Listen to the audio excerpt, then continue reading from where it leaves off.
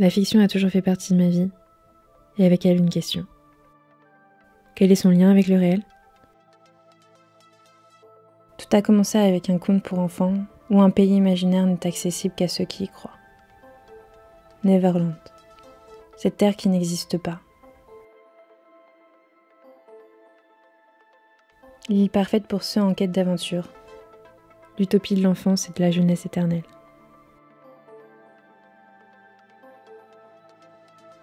À l'horizon de l'adolescence se dessinent de nouvelles îles, celle de l'Atlantide perdue, tel le mirage d'un glorieux passé où nous savions mieux faire, et celle d'Utopia, dessinée par Thomas More pour imaginer un modèle de société à la hauteur de son idéal, bien loin de l'Angleterre du XVIe siècle.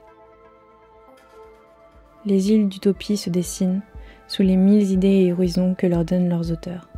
Elle finit donc par former un archipel de mondes aux principes et idéaux différents. Le pouvoir métaphorique de l'île, isolée du reste du monde, guide les possibles et invite les imaginaires à s'absoudre de ce qui existe. L'utopie est-elle une île ? Ne peut-elle survivre qu'avec cette forme et qu'à cette échelle ? Et si elle était parfois davantage une parenthèse, plus ouverte sur le monde qui l'entoure, plus inspirante qu'on ne le croit ? Et s'il n'y avait pas qu'une seule utopie à suivre et à inventer, mais plusieurs, des parenthèses utopiques qui coexistent, se complètent et forment ensemble des réalités qui peuvent nous guider ?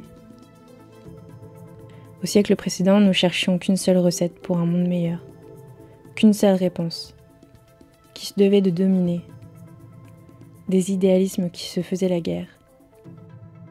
Alors aujourd'hui, pouvons-nous rêver plusieurs solutions qui forment ensemble un demain pluriel et riche en réalité pour un monde meilleur ? C'est ces questions qui m'intéressent. Comment nos idées peuvent devenir 1000 réalités ? En quoi cela réussit ou non ?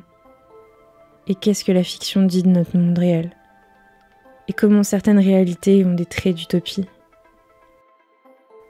Alors ici, devenons tous des explorateurs, des rêveurs, des créateurs de possibles.